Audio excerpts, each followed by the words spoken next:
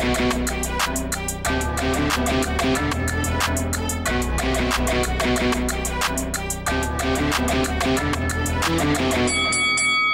guys, welcome to Boxing Squared for boxing news and views from around the internet.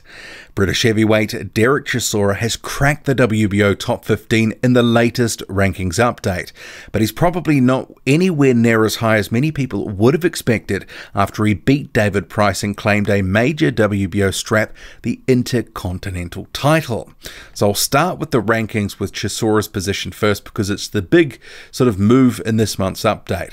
So see here on screen, so he entered at number 14 and at the expense of Jermaine Franklin. So Jermaine Franklin had only just entered the rankings just a month or so ago for the first time, and Chisora basically bumps him out altogether. So Franklin drops out from the top 15, but Chisora himself, he's at 14 as you can see, and I think many people were expecting he'd be a lot higher given he has the Intercontinental strap, possibly inside the top 10, and I did see some people saying that courtesy of that having that strap that he would potentially be into the top 5, and if that had have been the case and there ended up being a vacant belt, that a possible fight between Alexander Usyk and Derek Chisora could be ordered. But that looks to be a bit of a distant reality. With Chisora at 14, he's just got too much to do to climb into a sort of fight being ordered by the WBO with Usyk and Chisora. But it doesn't mean that he still can't fight Alexander Usyk, because as we know, Usyk is now warming up to the idea of a fight with Chisora, and if it was in the UK and it was a pay-per-view event, they could do very well out of that. And given he's ranked at 14, I'm sure many people would see it as a very acceptable fight, two ranked fighters, and given some of Chisora's recent form and the way that fans are sort of looking at his career now and potentially that he could make some moves in the division, I think there would be high interest in an Usyk and Chisora fight in the UK. Whether he could win it, it's a different story, but I'm sure it would be a competitive fight. But myself, I would be picking Usyk.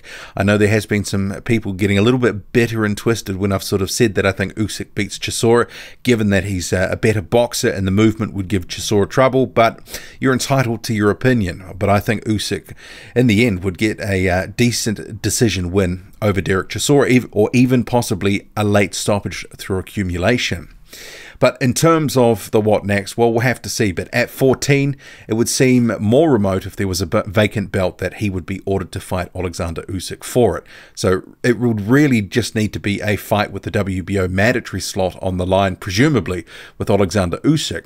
But actually, another YouTube channel, Big Boys Boxing, who was formerly Kiwi Box, he raised a good point that Alexander Usyk, having been the super champion, does that actually mean he can lose that status in terms of a fight with Derek Chisora? Does he just carry that forward regardless of a loss, and he would still get a shot against the title holder at some point, given he's coming up from cruiserweight? The super champion can fight the champion at the higher weight. It's an interesting question, and from what Kiwi Box or Big Boys Boxing, his research suggested, there was no real sort of clear answer about what would happen in that circumstance, but I thought I would just raise that point in this video. But in terms of the rest of the rankings, apart from Chisora in, and we have Jermaine Franklin dipping out unceremoniously, it's just a little bit of shuffle here and there. In terms of the top guys, the top 5, it is exactly the same. This month again, Alexander Usyk, Tyson Fury, Anthony Joshua, Joseph Parker at 4, Adam Kovnatski at 5, and at number 6, Daniel Dubois, he has the international title. And out of all the different titles, the Intercontinental title, which Chisora has, is sort of, and you can see here on screen, there's other titles here. There's the NABO and there's the WBO Africa strap. The Intercontinental is sort of the one that carries a little bit more weight. So I am a little surprised Chisora didn't at least climb into the top 10, but I guess that's by the by now. But Dubois, as we know, he's at number 6, and he's going to be fighting Kyotaru Fujimoto, and that will be in December. That is going to be just before Christmas. I think he sparks him early, and that will maintain Daniel Dubois' ranking within the top 15. And another guy who's probably maintaining where he is for the moment is Junior Farr, just coming off a decision win over Devin Vargas in Utah a week or so ago.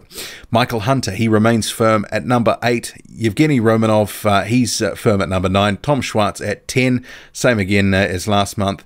Frank Sanchez-Foray, he's actually up 1 spot. He swaps with Carlos Takam, so Foray is up 1, Carlos Takam is down 1. Dempsey McKean, he climbs from 14th spot to 13th this month.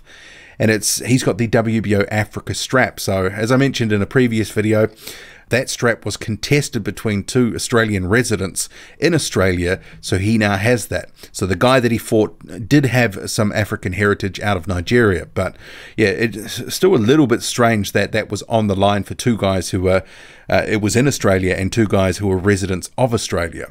As I mentioned, Chisora at 14, and Ajit Kabayal, he drops down 2 places, and no doubt that is because of inactivity. Signals that he's going to be fighting in early 2020, but yeah, just like Joseph Parker in 2019, Ajit Kabayal has had a bit of a lost year as well, so here's hoping that he does sort of return to some activity in 2020 with his new co-promotional deal with Top Rank, because he's a very good fighter. He has a win over Derek Chisora. That was a pretty good win back in 2017, but since then has fought far too infrequently. And he's one of my sort of sleeper guys for 2020 who I think with the right sort of push can actually make a good sort of mark in the heavyweight division. But what do you make of this? Derek Chisora, 14th in the ranking with the Intercontinental title. And we have Jermaine Franklin out, Ajit Kabayal down a couple of places, but it is firm for the most part in the WBO top 15. Drop a comment, loud and often, hit like, hit subscribe. Follow me on Twitter, boxing_squared. I'm out.